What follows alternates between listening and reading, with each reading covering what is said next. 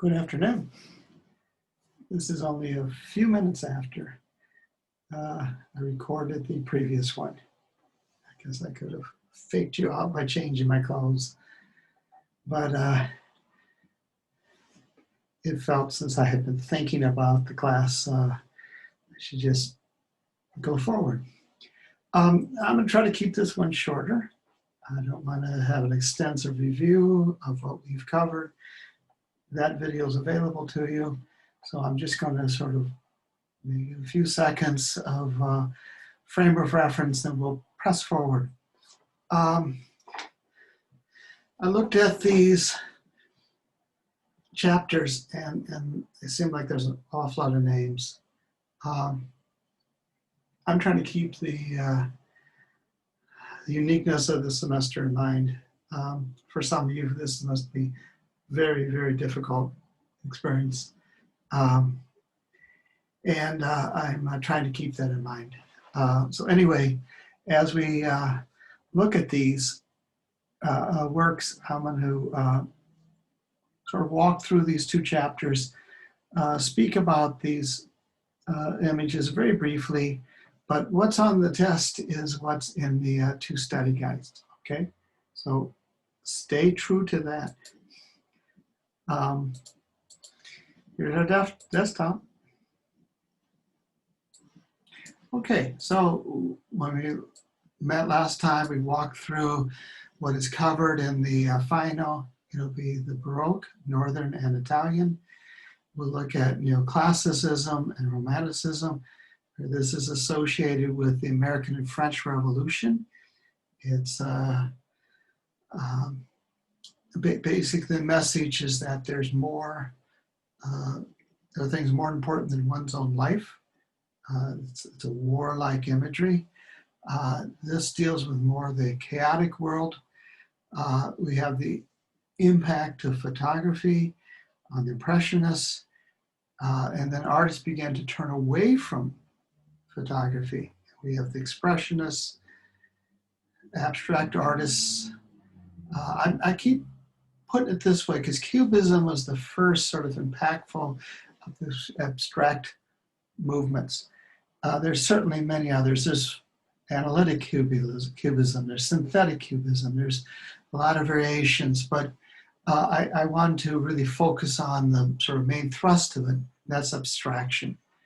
We have Surrealism, and then the last sort of chapter is about post-World War II art. And going through it, there's just a lot of isms, a lot of names. I guess I want to show those to you, maybe speak about them briefly. But in terms of the test, know Jackson Pollock and Andy Warhol. Warhol's a pop artist. He basically tried to, he used graphic design techniques. He took things that we normally don't think of as art, and he put them into the gallery, things that are mass-produced commercial objects. Pollock is almost the exact opposite of that. There seems to be no reference to the world around us in his work. So with that, I'm going to try to look at, I'm in the wrong section here. This is my end. We're going to get to the content browser eventually. And we'll look at modernism, and then we'll look at the last 75 years, basically. So modernism, and modernism is a different way of seeing the world. It's sort of cutting off from a lot of those very traditional ways. It's very urban-centric. It's sort of a mechanized world around us, and the visual arts reflect that. We're going to focus on Expressionism, Abstraction, and Surrealism. So this term avant-garde means the advanced guard. This is artists who really were took great chances, who basically cut themselves off from much of the previous art history. And we looked at Edvard Munch, who painted sort of the anxieties of the world around him. We also looked at Vincent van Gogh. Van Gogh started off as a minister. He worked with the poor. His first artworks are sort of a realist tradition. And we know him really by the paintings he made in the last really 2 or 3 years of his life, when his work is communicating, I think, very directly his inner thoughts. You know, when he died, he had sold just 1 or 2 paintings. He was not a successful person. He lived a short life. It is ironic or hypocritical that he became, his paintings sell for so much, but he made really some just 200-300 paintings, and it's, I guess it's supply and demand, isn't it? This is his last painting.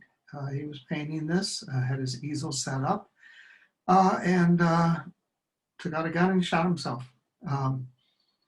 And in knowing that, we look at these crows, are almost like shards of the sky falling, and it's sort of an inverse relation, perspective. It's a world sort of falling apart. And I think he communicated that in such a human, sort of believable way. Somehow we feel some relationship with this very troubled person.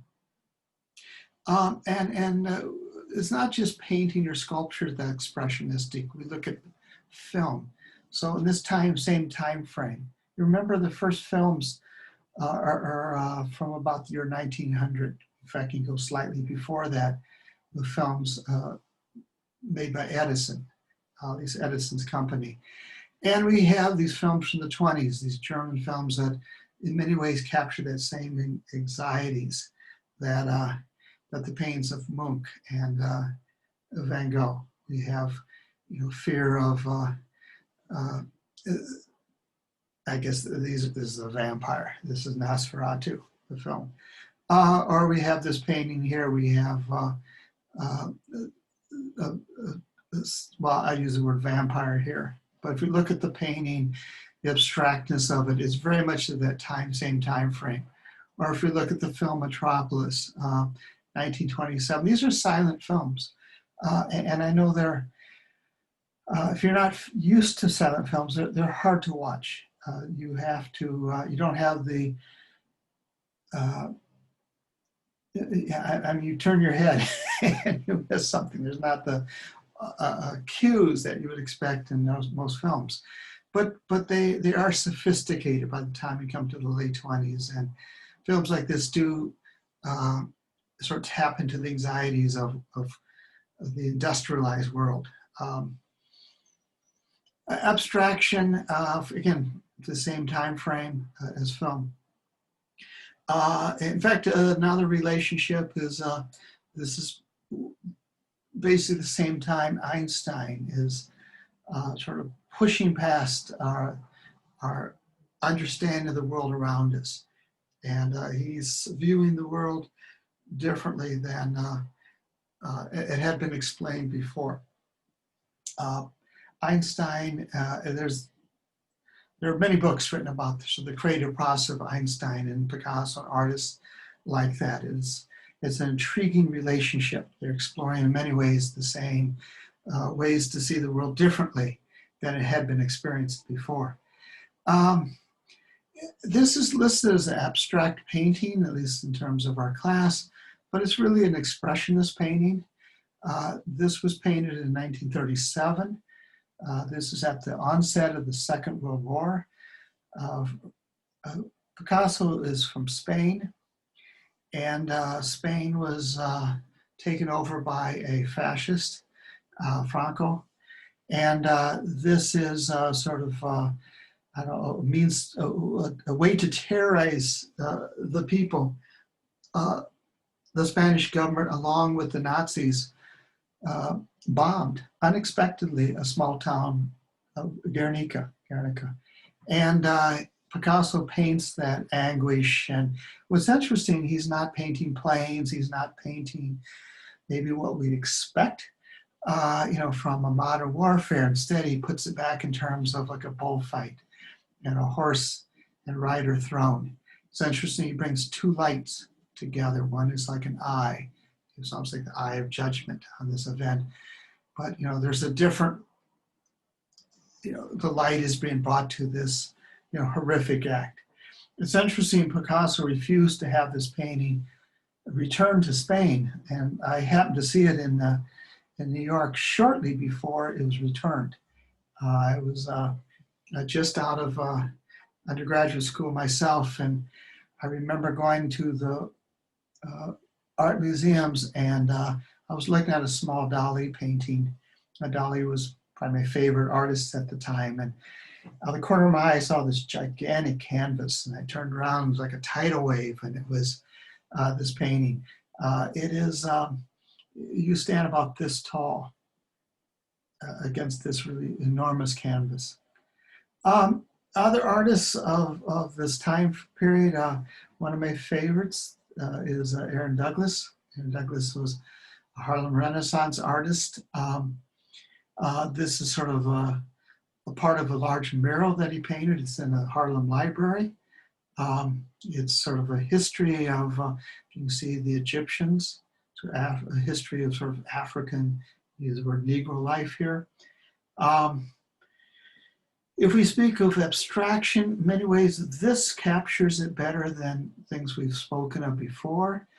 Here's an almost expressionist tree, and you can see over the next couple of years, he paints it less and less about the tree and more about relationships, shapes. And by the time we come into the teens and the 20s, it seems to be no longer about a tree. He's sort of in love with the shapes and relationship of colors. So if we look at a painting like this, we can see it derived from abstraction, but I'd call this a non-objective painting. Artists such as, this is sort of an anti-artist, Marcel Duchamp, was a chess player. He was a sort of outraged the art world by making declarations that this is a sculpture, for example. It's a urinal turned upside down, and he entered in a show, it was rejected, but it becomes famous later. Or if we look at objects like this, and he, in many ways, was one of the artists who began to challenge what is art. Is art just, historic paintings? Is it, can it sort of leave the gallery and can be taken out of a frame? So Duchamp, when you look at his work, it's baffling, but he becomes an important voice for moving art out of sort of its expected environment. The Surrealists sort of come out of Duchamp's work. They are also painting not what we experience. They are influenced by artists like Duchamp, but also influenced by Freud, who began to speak of sort of an inner world, dream.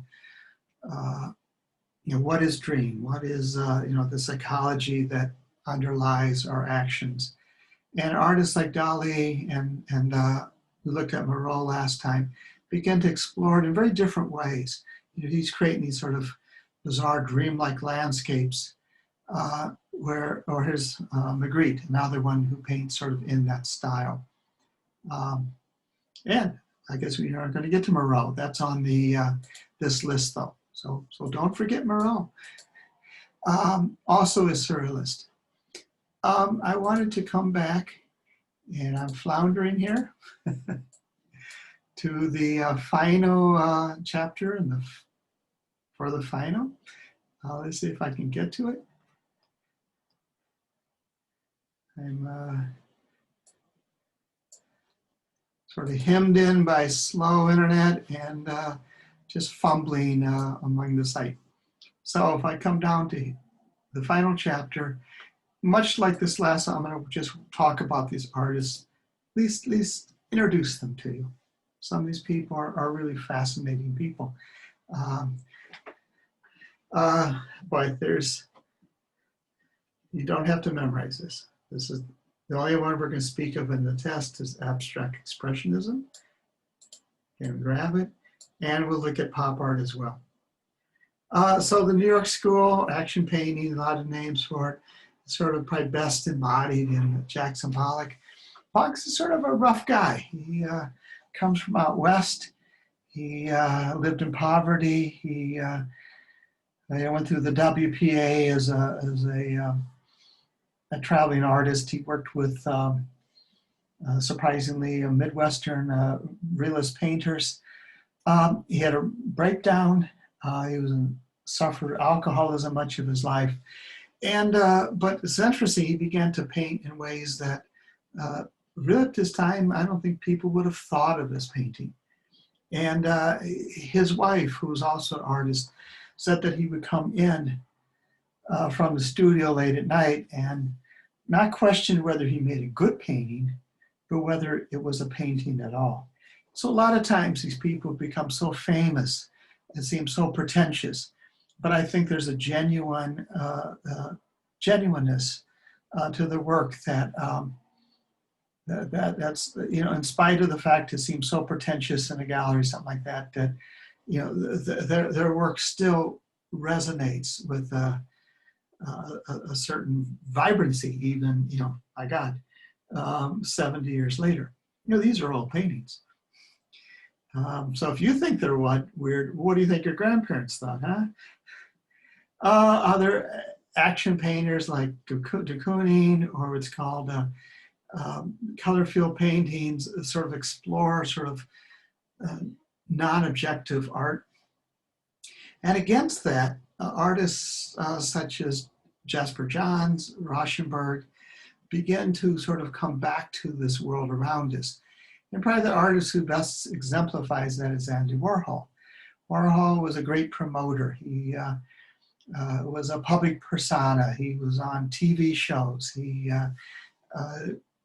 He's sort of part of the celebrity sort of world that he sort of captured. You know, he painted Marilyn Monroe and you know, Elvis Presley, and, you know, people who were in tabloids, not, you know, not in art museums. Here's Andy. Andy is sort of a scary guy in a lot of ways. There's a film about the Doors where the Doors meet him and they're like sort of freaked out. Yeah. There's stories we could tell. But pop art is followed by artists of minimal art and artists who, you know, photorealists and conceptual art. There's art that seemingly go in all directions, and each one sort of questioning what art is. This one, for example, is called One and Three Chairs. In actuality, there's one chair. Behind it is a photograph of a chair. And over there is a written definition of what a chair is. So on one hand, it is three chairs, at least the conceptual notion of what a chair is. But we can then say, no, there's one actual chair. The others are sort of ink on a flat surface. Artists began to have very different canvases. Artists like Robert Smithson took not a backhoe, but he took large equipment and created this spiral jetty in the Salt Lake. This is actually in the Quad Cities. This art here. We're cycling back for some reason. Some of the artists who are stars today is Jeff Koons. Jeff Koons was a investment banker. He worked in Wall Street. He understands money. He makes vast sums. His artworks are not being made by him. They're hired. He's sort of conceives them. And yet I've seen these in person. They're very large. They're very striking. And he is in many ways then questioning what is art. You know, if we watch a film, you know, it's a Hitchcock film or a Disney film, and yet, they're not acting on stage. They, put it in motion. So in many ways, the idea of who's the artist, what is skill, etc., that's being questioned by artists such as this. And Sam Kiefer is a German artist who sort of explores some of the guilt Germany feels toward the Holocaust, and his work is immense. And sometimes, his paintings literally are 2 feet thick. They have sort of shapes pounded into them. They're very visceral. Damien Hirst, his works, this one is literally a shark suspended in fluid. It's, we don't have any more, but he has, once again, dealt with sometimes very controversial themes, and is sort of a conceptual artist in many ways, but my God, the man makes a lot of money. This is in Des Moines. There are, in many ways, I wish we could look at several hundred artists just to see the variety and the energy in art today. And again, not just in terms of sculpture and painting, but in video games and film and in artwork that, projections. So we do live in a very explosive time in terms of the arts. Do become familiar with some of these names. It will serve you for the rest of your life. Just that engagement, and there's a lot there. One of the reasons that I turned to art, because, well, to be honest, I could draw well. But as time went forward, this increasingly has held my interest. It's just the wealth and energy and excitement in the visual arts. So it is a strange way to try to recap the class with a large spider. But I hope you enjoyed this class under the terrible circumstances. You'll be able to look back many years from now and with some pride say that you survived this pandemic, kind of with pride, but it is a factor of your life and it will pass. It is a challenge that you took on and succeeded with. If you have struggled in this class, tell me. I want you to succeed. I'm on your side. So stay in touch. My God, enjoy Christmas. And hopefully the pandemic ends and we can look back on this as an unfortunate time, but in many ways an invaluable time in our lives. So thank you so much. I hope you enjoyed the class. I hope you learned something maybe more important than enjoyed it. And I hope to see you sometime. Thank you so much.